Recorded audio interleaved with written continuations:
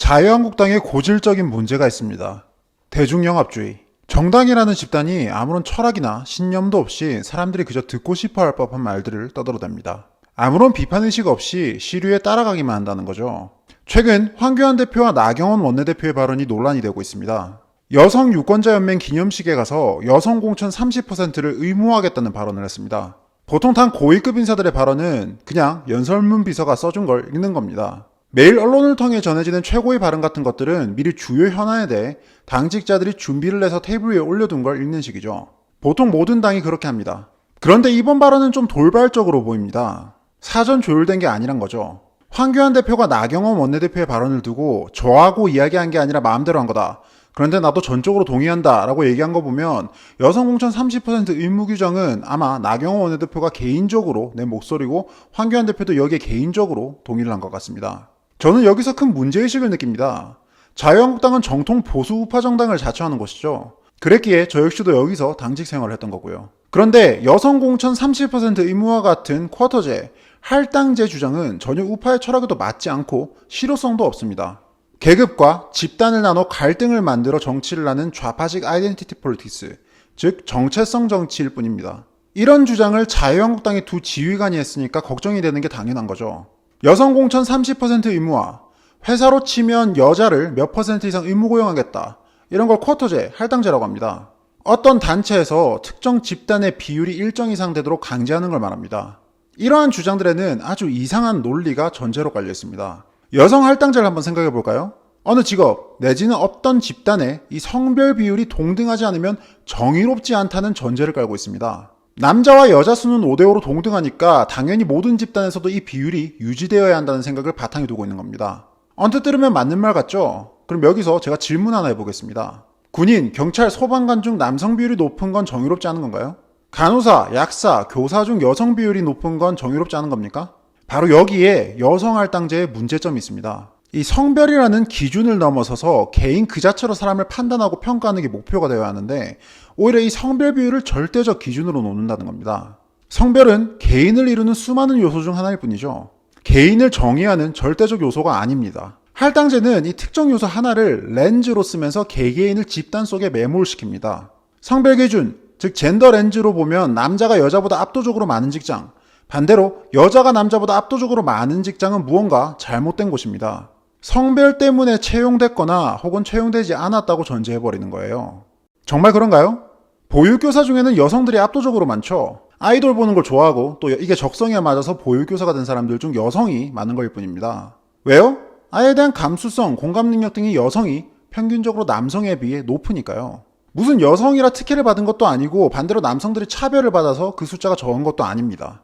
그냥 그 직업의 특성에 따라 여성성이 남성성에 비해 더 적합했고 그래서 보육교사가 되고 싶은 사람들 중 여성이 더 많았던 것이고 동시에 직무 수행 능력 차원에서도 결과적으로 일반적인 여성들이 남성들에 비해 더 유리했다는 겁니다. 물론 남성임에도 불구하고 아주 우수한 보육교사의 자질을 갖춘 사람이 있겠죠. 그런 사람들은 채용이 되는 거고요. 만약 남성이라는 이유만으로 직무 수행 능력이 충분한데도 불구하고 차별을 받았다면 그게 바로 비판의 대상이 되어야 하는 거죠. 그저 여성 비율이 높고 남성 비율이 낮다는 이 현상만 가지고 뭔가 잘못됐다고 하면 안 되는 겁니다. 보육교사라는 집단에서 여성의 비율이 압도적으로 높은 건 차별의 결과가 아니라 그저 다양한 요소들이 복합적으로 만들어낸 현상일 뿐이니까요. 차별, 그 자체를 없애는 게 바로 성평등 그리고 공정사회의 목표가 되어야죠. 그런데 어떤 집단에서 여성 비율이 낮다는 이유만으로 또 반대로 남성 비율이 낮다는 이유만으로 이게 잘못되었다고 전제하는 건 틀린 겁니다. 이런 현상을 만드는 데는 다양한 요소들이 개입된 건데 그런 건 다 차치해두고 그저 차별이 있었다라고 확신하고 뜯어고치려고 하는 거잖아요. 이런 사고방식을 전제로 만들어진 할당제는 실패할 수밖에 없습니다. 왜요?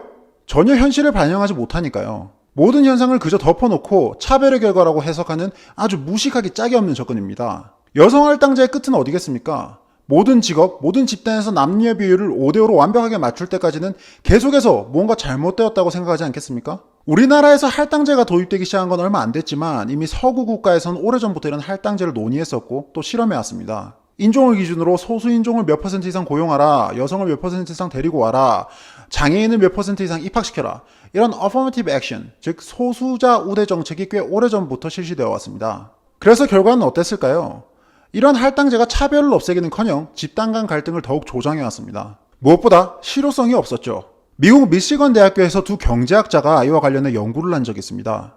2003년 노르웨이에서는 여성할당제 관련 법안을 통과시키는데요. 기업에서 당시 여성 간부들의 비율이 9%밖에 안 된다며 법으로 40% 이상이 되도록 강제한 겁니다. 그래서 결과는 어땠을까요?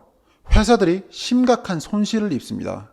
할당제를 충족시키기 위해서 경력도, 능력도, 심지어는 직무 수행도 안 되는 사람들을 일단 무작정 채용하고서 이 사회에 영입하다 보니까 회사 전체의 경쟁력이 떨어지기 시작한 겁니다. 여성 할당제를 적용받지 않았던 다른 기업들과 비교했을 때 엄청난 수준의 사업 이익 손실을 겪었습니다. 심지어 노르웨이 기업들은 해외 법인을 설립해서 이 할당제가 없는 나라로 빠져나가기까지 합니다. 한편 기업 전체에서 여성들이 혜택을 본 것도 아니었습니다. 할당제 덕분에 고위급 간부가 된 소수의 여성들만이 혜택을 누렸고 나머지 여성들에게는 오히려 편견이 조장되고 또 직장 내 성별 갈등이 심화되는 등 역효과만 있었죠. 할당제로 만들어진 여성 리더십을 통한 낙수 효과 같은 것도 전혀 없었습니다. 결국 운이 좋았던 소수 여성들에게만 특혜를 주는 것일 뿐 실질적인 성평등, 여성인권 증진 같은 데에는 아무런 도움이 안 됐다는 거죠.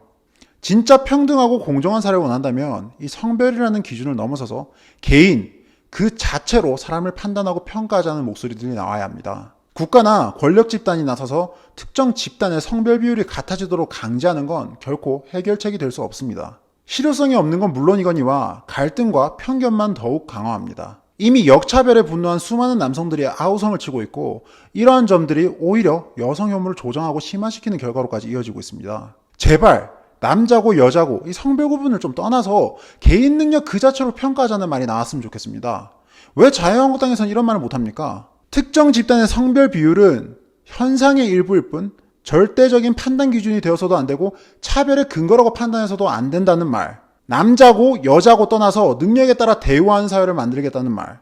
남자든 여자든 성별을 보지 않고 능력 있는 사람에게 공천을 주겠다는 말. 도대체 왜 개인의 가치를 소중하게 여겨야 하는 우파 정당에서 이러한 말들이 안 나오고 오히려 집단과 계급을 나눠서 갈등을 정치 동력으로 삼는 좌파 정당에서만 나올 법한 말들이 나오는 겁니까? 남자고 여자고 떠나서 철저히 능력만으로 평가하십시오. 그래서 나온 결과가 30% 여성이 아니라 설령 100% 여성이라도 능력만 놓고 제대로 평가했다면 문제될 게 없습니다. 그게 바로 공정하고 정의로운 결과인 거죠. 능력이 있는 사람이 여자라서 남자라서 차별받지 않는 사회가 좋은 사회인 겁니다. 여자라서 혹은 남자라서 이 비율을 맞추기 위해서 특혜를 주는 건 절대 좋은 사회가 아니죠. 그런 세상에서는 존엄한 개인은 사라지고 집단만이 남습니다.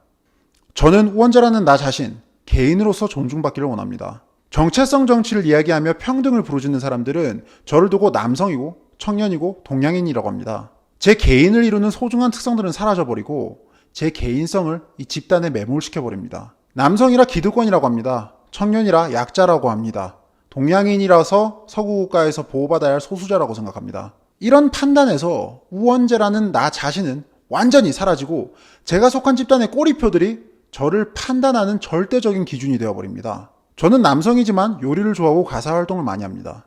저는 청년이지만 유행문화를 싫어하고 추진력이 있다는 이유로 직장에서 어리지만 좋은 대우를 받았습니다. 저는 동양인이지만 키가 188이나 되고 또 체격이 좋은 편이라서 서구국가에서 차별은커녕 스포츠 경기가 있을 때마다 불려다니곤 했습니다. 저는 저를 이루는 이런 개인성들을 매우 소중하게 생각하고 그래서 집단이 아니라 개인으로 존중받기를 원합니다. 남자와 여자, 화이트 칼라와 블루 칼라, 기득권과 비기득권 이런 식으로 수많은 개개인들을 집단과 계급으로 나누고 갈등을 조장하는 사람들, 약자를 위한답시며 모든 사람들에게 꼬리표를 붙여서 하나하나가 위대한 개인이 아니라 집단의 일부 정도로만 취급하는 사람들.